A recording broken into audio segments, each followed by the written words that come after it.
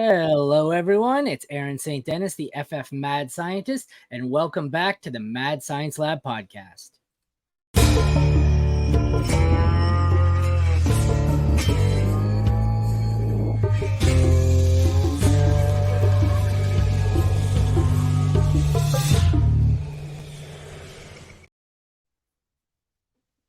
Today, we're going to be continuing on with the Sleepers, Breakouts, and Busts series, but I'm not going to lie, given who my guest is, I may rush through those. I have absolutely no interest, and this may divulge into 30 minutes of Frankenstein League talk. So be prepared. If you're not in that league, you may want to shut this off very soon after we're done with his three players. But like I said, Sleepers, Breakouts, and Busts is where we're going to start, and here to help me out with that is Justin Stevens. Justin, thanks for joining me. It's a pleasure to have you. Hey, thanks for having me. This is going to be a fun episode because I have a difference of opinion with my co-host on the main show, the flagship show, on some of these players. So it's going to be nice to be able to talk about them without getting yelled at from the other side. Love you, John. It's funny when I do meet you at this live draft at the expo, based on your camera angle, I'm going to be really surprised one way or the other. Because right now I'm expecting to meet you and have you be like a 9-foot tall Viking because you're so close to the camera. You look like a giant. But if I show up and you're going to be my height and you're going to be like 5.5 feet tall, and I'm going to be like, shit, I thought you'd be a lot bigger. But so I do have a Viking look going. It'll be up in a pony probably for the draft, but yeah, no, I'm about 5'9", 5'9.5". But so you're my height. Is set this way so that you could get the logo in the screen there. So nice. That's awesome. Yep, we're so you're gonna go to the draft with a Viking look, eh? I have a different look planned. It's a custom look I'm doing just for the expo. I'm going to be the mad scientist, but it's going to be the drunk representative of him. So there you go. That's the look I'm going for. Yeah. You can carry that on all weekend, right? Yeah. I'm going to try. That will be the mad scientist face down at the bar. This will be my first weekend, I think. First time I've ever gone on a road trip. I'm from Canada. So first road trip to the States on my own. I had to do all sorts of stuff with my cell phone just to get coverage. So I'm not in the 70s. This will be, since my divorce 4 years ago, my first weekend alone without a kid. I have full custody. This may turn into Mad Scientist Gone Wild. Just saying. It might be fun. The plan is to play in the poker tournament and then have a buddy help me start off the draft. If I do not show up at all, the Mad Scientist did not survive the weekend. It could be a rough go, but we'll send a party to come get you. Yeah, you may. I'm gonna have to find my iPhone on and the ability for everyone to track me so I don't go missing. But you just find me wandering around downtown Ohio with one shoe on. So there you go. Before we get into it, you want to take a second to introduce yourself and tell everyone where they can find you and your work. Yeah, so I'm Justin Stevens from Toilets to Titles, obviously, and you can find us on any platform. You'd be shocked if you go to any social media platform or any other video platforms or audio platforms, including Apple, Spotify, whatever. If you just type in the search bar Toilets to Titles, the name was available in all of them. Like, I'm surprised. Like, nobody wanted Toilets to Titles. So we have it proudly, and you can go to any of those formats. Give us a subscription. Obviously, after you get to listening to us a little bit, you might want to join our Patreon, and that's patreon.com/Toilets to Titles. But other than that, we do probably right now in the off season, we're only doing about 8 or 9 episodes per week across all of our different shows. This is the Toilets to Titles network. So we have a network of shows. We do a lot of different college football, professional football, fantasy football, prospects, a lot of different types of shows, and team specific for like 5 or 6 different teams in the league. So we have a lot going on. And then in season, we actually dial it up a little bit more. But that's what you're going to get in the off season with us right now. Sounds good. It's funny you should say that. I had the same thing. I manage on every social media or tech platform to get FF Mad Scientist. It was available everywhere. And I was like, oh, that's awesome that nobody ever wanted that. And then about a month or so into doing this, I started getting random posts on Twitter, and I'm going, wait, I didn't fucking post that. I'm like, who is this and who is this taken? I looked and there's Damien, who is Mad Scientist FF, and I was not aware when I started the pseudonym. I was not aware that there's a Mad Scientist FF already out there with like 40,000 followers, and I was like, holy crap, there's two of us. So I guess I was lucky with where I placed the FF. Otherwise, I would have not gotten it anywhere. So I get a lot of messages from Justin from the Father Son podcast. So his handle, I believe, is at @FF_Justin. So it's the opposite of mine. But so he and I get messages about each other from time to time too. So it's kind of funny. That's awesome. All right, I guess we can get right into it here. We will start with your sleeper. That is, if it comes up on the screen any day, there we go. Tennessee rookie running back Tyjae Spears. The Fantasy Pros projections for 2023 are on the screen. For those of you listening, it would be rank RB 63 overall. His projections are 356.2 rushing yards with 1.8 rushing touchdowns, 15.3 catches, 126.2 receiving yards, and 0.6 receiving touchdowns. Obviously, they are projecting him to be mostly a change of pace injury backup to Derrick Henry. Why is Tyjae your sleeper? All right, so Hassan Haskins and Julius Chestnut are the only guys in that backfield that are behind Tyjae on the depth chart. And as much as I did, don't you dare badmouth Julius Chestnut. Don't you do it. It's not a matter of trash talking Julius Chestnut as much as it is how much I love Tyjae Spears. And also, I really enjoyed Hassan Haskins coming out of college as well. I kind of thought that he would be able to do more than what he's been able to do. But also, he's a different type of back than Tyjae Spears. So, yeah, I'm a Michigan fan. Yeah, we got to consider that that Henry is getting older. He's 29 years old. He had that big injury a couple years ago. He's going to be 30 by the end of this season. They spent a third-round draft pick on Tyjae. So typically with running backs, we all know the running back scenarios right now going on in the NFL. My Colts with JT going through all that issues right now, like we know how the NFL feels about running backs. So to spend a third-round pick on a running back, it does mean something. In the NFL, he had the second best running back production numbers and the third best overall rank numbers in the combine for running backs. And he only finished third highest because he ranked 20th overall in the athleticism scores at the combine. But if you ever watch him play, this guy is obviously athletic, and the NFL needs to change the way that they score athleticism in the combine. And T to T has been all over Tyjae Spears since the end of his junior year at Tulane. You can go back and watch. We've had several episodes where we've talked about him. He's even been on the show a few times. So maybe I'm a little bit partial because I like the guy on a personal level. Like, he's just a genuinely good dude. But I got to tell you, man, the rest of the world only woke up to him at the Senior Bowl in February. And we were at the Senior Bowl in February. We got to interview him again at the Senior Bowl.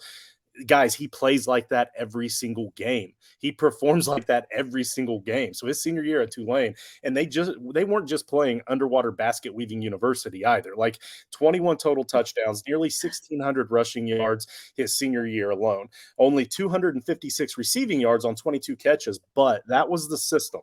And even with the system, that's 11.5 yards per reception.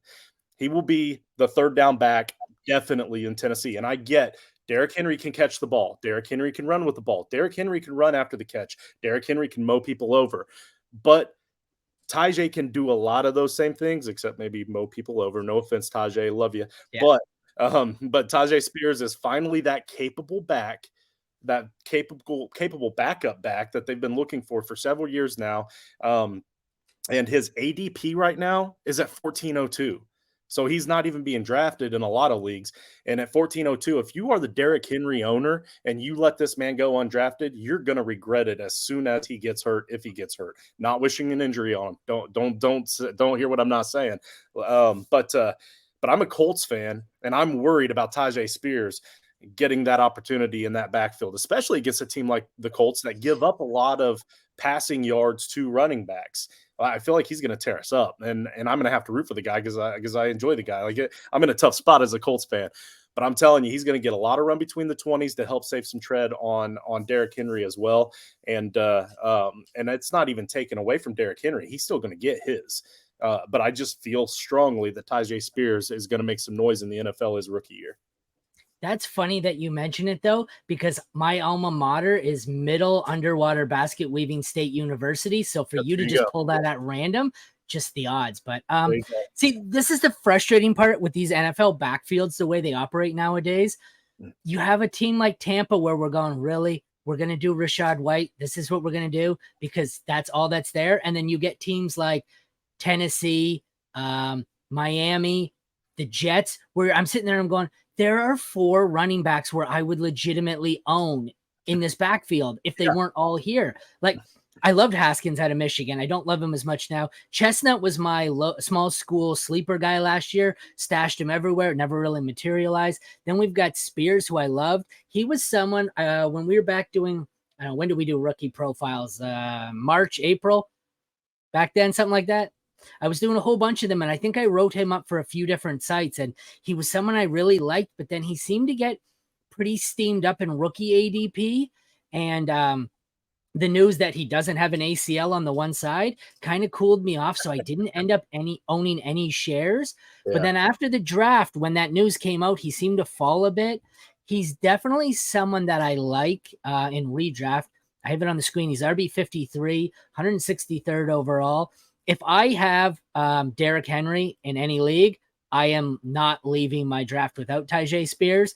I think he's a decent, late round dart throw, even if you don't own him for like a Scott Fishbowl league where you're 22 rounds deep, there's no waiver wire, and you're just praying he's a lottery ticket. So I would even have him in a format like that, although I don't think I got him on my Scott Fishbowl team. But definitely, if I have Derrick Henry, I have to have Tyjae Spears. And like I said, I think he's a pretty solid stash late in drafts anyways. Henry's getting older. Is he 30 yet? 29? He'll be 30 by the end of this season. History of injuries the last few years. They're going to work him to death because they have nobody left, especially if they have a rookie quarterback with Will Levis starting. So I think it's entirely possible that Tyjae Spears could be this year's league winner if he gets the chance. So like I said, he's definitely worth the stash. Now, don't get me wrong. I don't think that if Derrick Henry goes down, he suddenly becomes the de facto one, because I don't think he will. He's a different style, different type running back. But he's going to get enough more run that he'll probably be just as valuable as the guy that steps up to take that one spot. And then also, you mentioned Scott Fishbowl. I noticed that he's undrafted in a lot of Scott Fishbowl leagues. So there's there's a good chance you might be able to go back in and pick him up off the waivers once they open up the waivers. Let me look. I'm going to bring that up right now in my SFB league, and I might be about to feel ashamed of myself if that's the case. Let me bring it up here. Sleeper. Just don't mind me. You'll have to ignore the 900 leagues I'm in. Where is it? SFB Cheese It. Let's bring up ye old draft board. Of course, Sleeper's loading. Let's see. I feel like Tyjae's got to be drafted in here. Did I spell it wrong? Hey, and since we're talking about Scott Fishbowl, guys, for those of you that are looking for your flex 2, 3, 4s, kickers. Yeah. Kickers, the absolute worst kickers on their worst games last season still scored 11 points a game. You're not going to find in this new format. You're not going to find anybody on the free agent market that's going to score you 11 points every single week or more, like kickers will in this new scoring format. So just keep that in the back of your mind. I will get back to that in a second because I have a thought on that. He did go in this draft to Pascal Paul. I'm not sure who that is. He works somewhere. I just don't remember where. 17-3, so I don't mind that. Okay, my thought is, are you in an SFB league on MFL or Sleeper?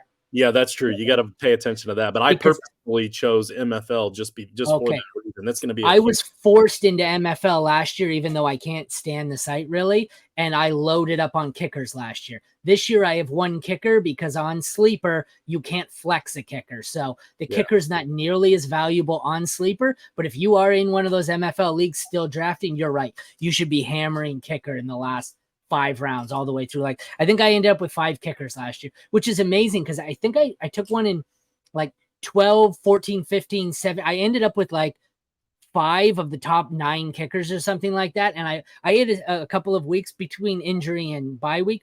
I must have started 4 kickers, some weeks 3 kickers.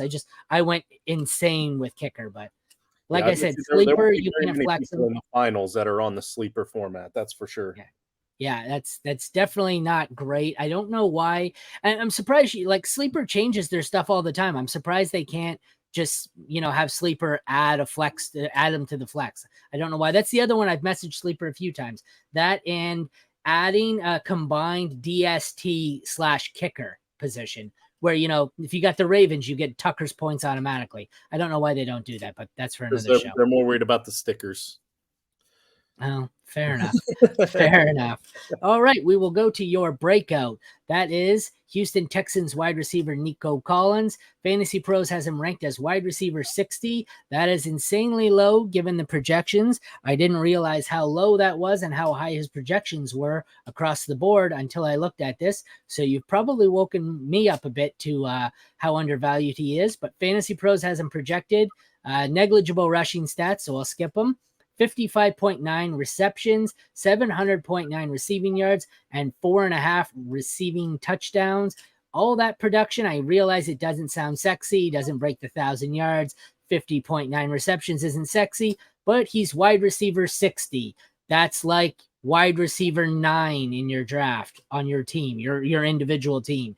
You don't need him to be sexy. He's an injury replacement. He's a bye week fill-in, and maybe he hits the highest ceiling here, and he's a flex for you. But I assume you're thinking something like that with him and why he should break out. Yeah, kind of along those lines. So first, let's address the big negative with Nico Collins, and that is that he has a problem with boo-boos.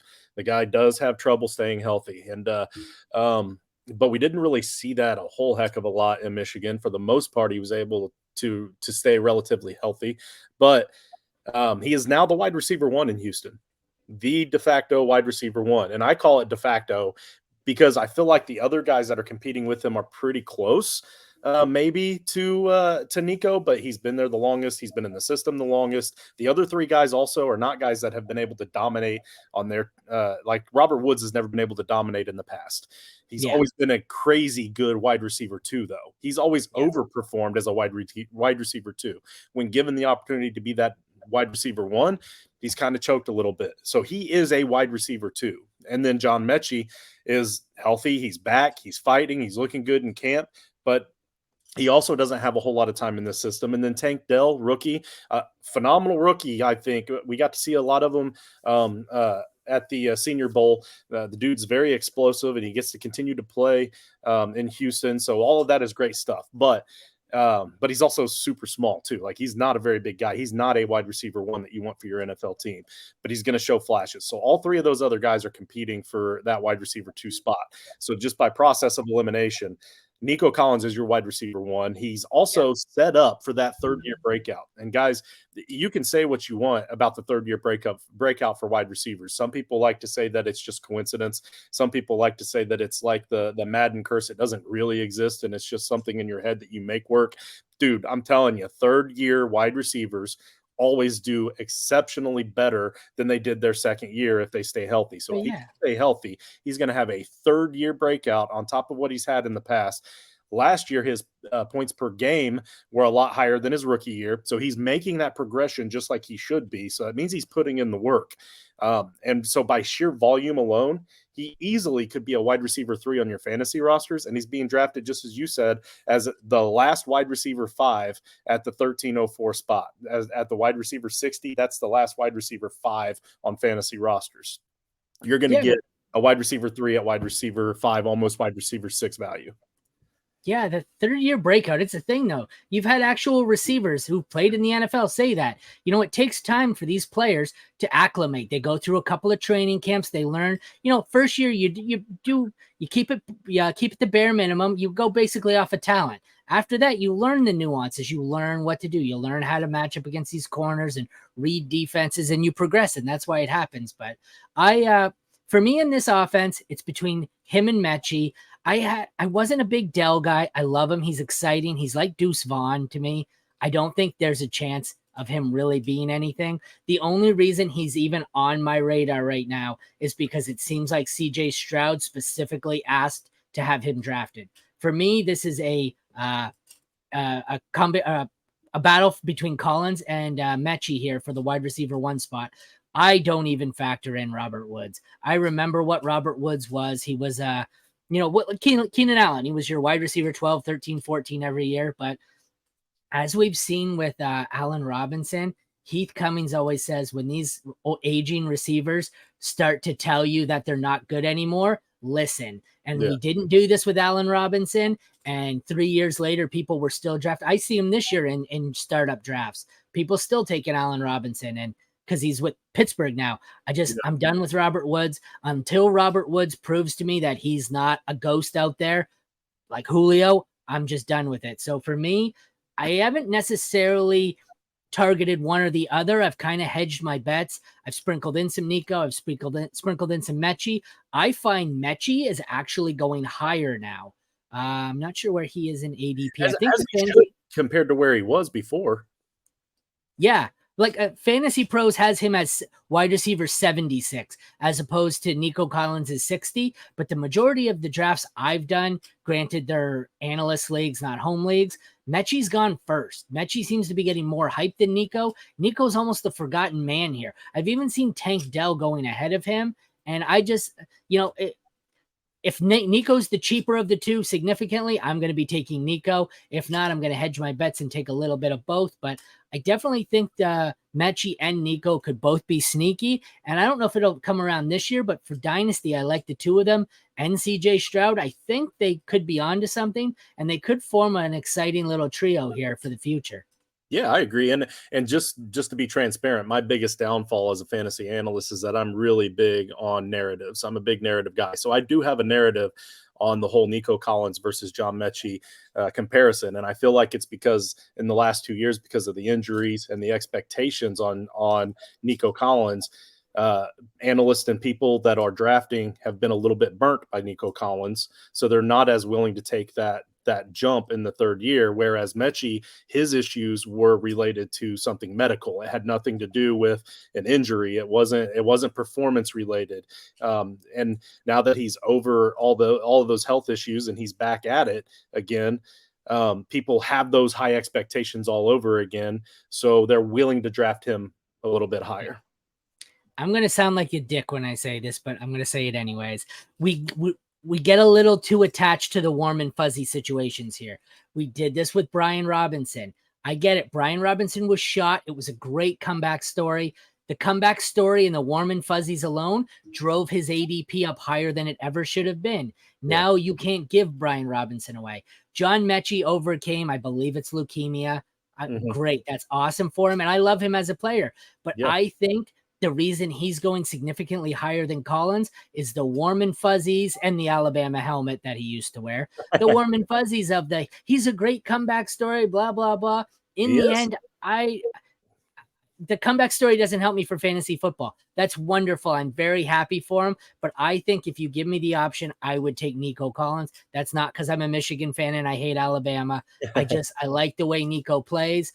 Mechie, I think Mechie has a lower ceiling. I see Mechie, best case scenario, as a low-end wide receiver too. So I'm going to take Nico, and I don't care. He, like I said, I told you this in the pre-show. I was on him last year in every league. I got him in the last round. He was basically useless for the first half of the season and then kicked in towards the end. I don't know if that was the quarterback change that affected it. Maybe they shifted away from Mills, but when he did, I had dropped him in a lot of leagues due to injuries and not being able to stash him.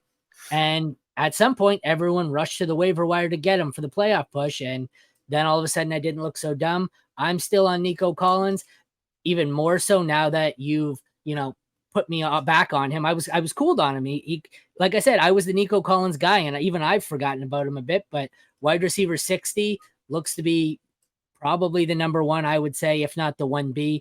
He's someone I'm going to have a lot of. Worst case scenario, you reach a round or two early and you take him the 11th or 12th. He doesn't pan out. You've only wasted an 11th or 12th round pick. It's worth the risk. Who cares? That's what last year it was. He was my 15th round pick. Who cares? I don't even think he's going that high. Like, I don't have any of my leagues and I don't want to scroll through them one by one, but I don't think Nico Collins is going even 11th round. A lot of them are slipping, but averaging 1304. That's why I said you reach in the 11th or 12th. Oh, I love that. 1304. Give me that all day. All right. Oh, wow. I've been chatty here. We got to kind of wrap it up in a few minutes. So we will get to your bust, a spicy one here. We have Miami wide receiver Jalen Waddle. Fantasy Pros has him wide receiver 10. Projected rushing yards of 35.2 with 0.2 rushing TDs, 79.8 receptions for 1,185.3 receiving yards, 6.5 receiving TDs projected. I'm going to assume you're calling him a bust relative to where he's being drafted and not just an outright bust, but I'll let you take it away. No, you're absolutely correct. And let me preface this by saying that there is still a solid chance he finishes as a top 12 wide receiver. I wouldn't be surprised if he did. And as a matter of fact, I kind of almost expect him to if we're talking about year-end points, if he and Tua stay healthy. But it's that consistency issue for me. So he's being drafted right now as the wide receiver 11 overall at the 212 spot, the last pick in the second round. Yep, right. Where is it? Right there. Yep, 11. Exactly. Yep, wide receiver 11. So 1/3 of his games with Tua last season, he still scored less than 6 points per game. That was a third of the games with Tua. He scored less than 6 points per game in PPR formats. The games without Tua, he proved that he was definitely quarterback dependent, having only scored double digits in 2 games without Tua last season. And one of those were super close to 10 points. So it was barely over that double digit threshold. He may finish as a top 12 overall, just as I said, but with that kind of consistency as my wide receiver 1, that floor is just way too low, way too often for me to want to say he's my wide receiver 1. So I'm dropping him down to more of a mid wide receiver 2. And if I go wide receiver early and I get him as my wide receiver 2, then I'm happy with it. But where his ADP is right now, he will be a bust. You're going to be frustrated with them. But also then we got to worry about the Tua concussion issue. He's only another concussion away from completely annihilating Waddle's value. So Waddle's going to drop way back again, especially on consistency. And even without Tua, Waddle might have a 25-point game when they play a mid-level secondary at some point in the season, but then he's going to have 2 or 3 games of 4 or 5 points, and that's going to kill you in those games. I won't go too long here because we're running short on time. We got to keep it under 30, but here's the sleeper, his sleeper stats from last year. And you're right. There's a lot of 18, 39, 16, 5, 4, 16, 12. So it's the definition of boom or bust. When he hits huge. Then it's 1.9 against the good San Fran defense, 5 against the pretty solid Chargers defense, 5 against the Bengals, 4.5 against the solid Jets secondary. So he seems to go off on the Lions and the Bears of the world and then gets completely shut down against San Fran. And to further that, I'll switch over to 2023. I know this is one of the divisions that has a really tough schedule. And if you look at it, starts the season, Chargers, Patriots, Broncos, Bills, Giants, Panthers, Eagles. That's 7 games where I don't know if there's a plus matchup there. Right. Patriots, Chiefs, like, we're getting Raiders. Okay, we get to week 11 before there's a matchup where I really look and go, ooh, that's a good one. And by then you've already traded him because you don't want him. You're week 11, but by then you're in the Scott Fish Bowl playoffs by then before he has a good matchup. Like, these are more, I don't know if they're all negative matchups, but there's definitely no plus. At best, they're an even matchup with like some of these. I don't want to have to face the Patriots D, the Bills D, that Broncos secondary, the Chargers. That's an ugly schedule. I think he's being drafted, like his ceiling's really high, but he's being drafted about as close to his ceiling as he can get. There is just no room for you to turn a profit. Whereas if you take some of the other guys in this range, there's more room to profit, even if they don't hit their ceiling. Like an Amon-Ra St. Brown, Garrett Wilson even. Yeah.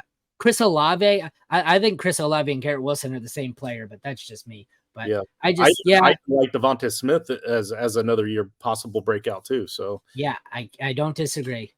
All right, well, I got to wrap it up here quickly. So thank you for joining me, Justin. You want to take a quick second here, tell everyone where they can find you.